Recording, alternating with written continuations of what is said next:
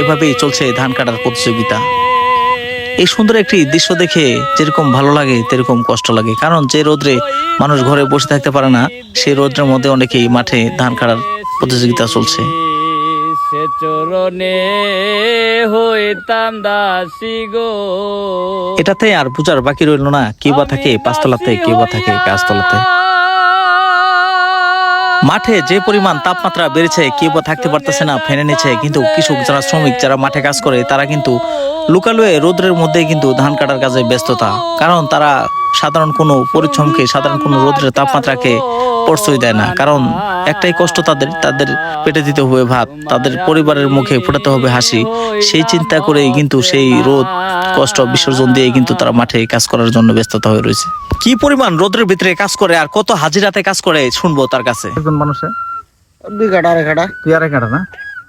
আচ্ছা, তোমরা এই দলের ভিতরে তোমরা কতজন লোক? 7 জন। 7 জন। 7 জন কালকে ধান কাটছো তোমরা? হ্যাঁ। কালকে 7 জন মিলে কতটুকু ধান কাটছো? 7 জন 14-15 কাঠা। 14-15 কাঠা করছো না? আচ্ছা। তো ঠান্ডা দিনে তো ধান কাটতে ভালো লাগে, যদি গরম দিন হয় তাহলে প্রচুর পরিমাণ মনে কষ্ট হয় না? প্রচুর পরিমাণ কষ্ট হয়। কৃষিকাজ এবং ধান কাটা কাজে যে পরিমাণ কষ্ট পরিশ্রম হয়, আসলে অন্য কোনো কাজে হয়তো এতটা কষ্ট আর এতটা পরিশ্রম হয় না।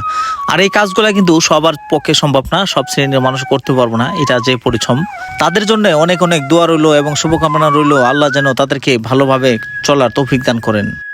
গ্রামের মানুষগুলো কতটা সহজ সরল, কতটা ভালো মানুষ হলেই যে মাঠে কাজ করে তাতেই বোঝা যায়। এসব কাজগুলো আসলে প্রচুর পরিমাণ ধৈর্যর দরকার।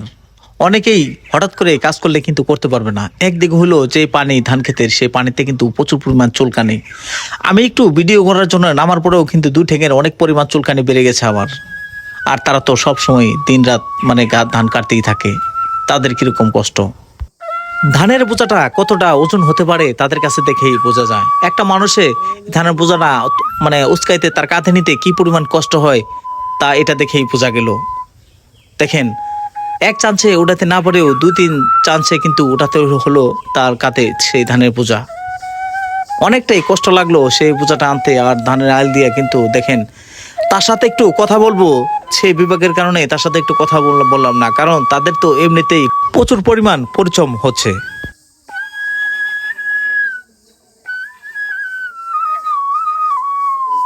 যেটুকু বয়সে বাবার ঘরে থাকার কথা, আরামে এসে থাকার কথা, সেইটুকু বয়সে কত বড় বোঝা তার কাঁধে নিতে হচ্ছে সেটা দেখেই বোঝা যাচ্ছে। এই মানুষগুলো প্রচুর পরিমাণ কষ্টের কারণে কিন্তু সেই মাঠে কাজ করার জন্য নেমেছে। ঘরে যদি সুখ থাকতো তাহলে কিন্তু সেই এত পরিশ্রম করার জন্য মাঠে নামতো না। তাদের মনে কষ্ট একটাই, তাদের পরিবারের মুখে ফোটাতে হবে সেই হাসি। তার জন্যই নিজের পরিশ্রম, নিজেকে বিসর্জন দিয়ে দিল মাঠে।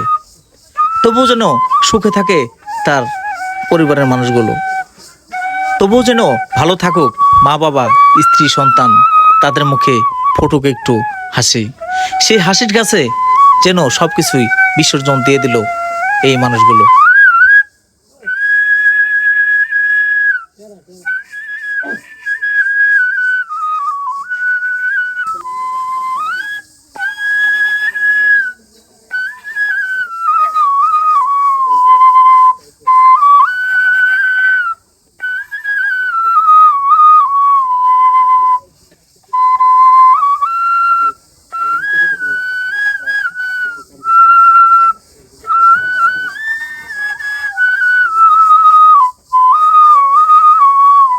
তাদের পিঠের দিকে তাকালে বোঝা যায় কি পরিমাণ পরিশ্রম হয়েছে, কারণ পিছনের শার্টগুলো পুরাই ঘামে ভিজানো। ভিডিওটি সবাইকে শেয়ার করে দেখার সুযোগ করে দিবেন, মানুষে দেখুক কৃষকের কষ্টটা কত।